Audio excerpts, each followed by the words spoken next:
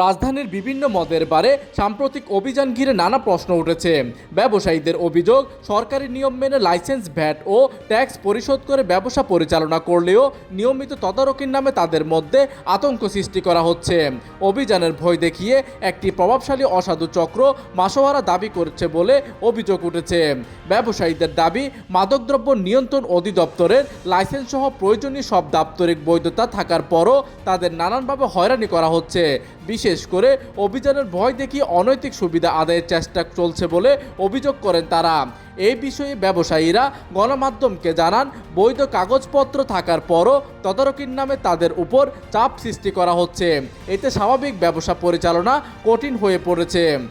এইদিকে আইন বিশেষজ্ঞরা বলছেন, অপরাধ দমনে অভিযান অবশ্যই প্রয়োজন, তবে অভিযানের আড়ালে কোনো অসাধু গোষ্ঠী যেন ব্যক্তিস্বার্থ হাসিল করতে না পারে সে বিষয়ে নজরদারি জরুরি।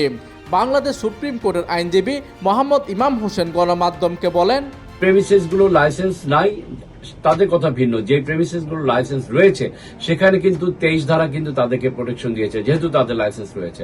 সুতরাং সেখানে কিন্তু আপনার এই যে ক্ষমতাপ্রাপ্ত অফিসার যারা রয়েছেন মহাপরিচালকের, তারা আপনার ওখানেও ঢুকতে পারবেন না। তারা ঢুকতে পারবেন শুধুমাত্র, আমি বললাম যে 14 ধারায় যে অধিদপ্তরের যে ক্ষমতাপ্রাপ্ত অফিসার রয়েছেন তারা, আর পুলিশকে এই ধরনের কোনো পাওয়ার দেওয়া হয়নি।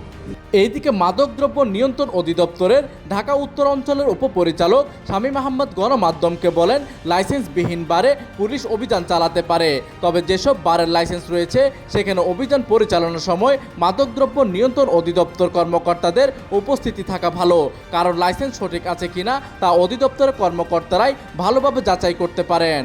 সংশ্লিষ্টরা মনে করছেন, বৈধ ব্যবসা প্রতিষ্ঠানগুলোতে অভিযান বা তদারকির ক্ষেত্রে স্বচ্ছতা, সমন্বয় এবং আইনগত প্রক্রিয়া নিশ্চিত করা খুবই জরুরি।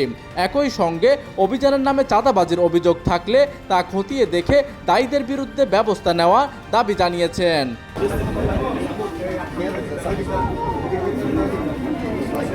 প্রতিনিধি মমতাজ উদ্দিনের তথ্য ও পাঠানো চিত্রে ডেস্ক নিউজ, দিগন্তের বার্তা 24, ঢাকা।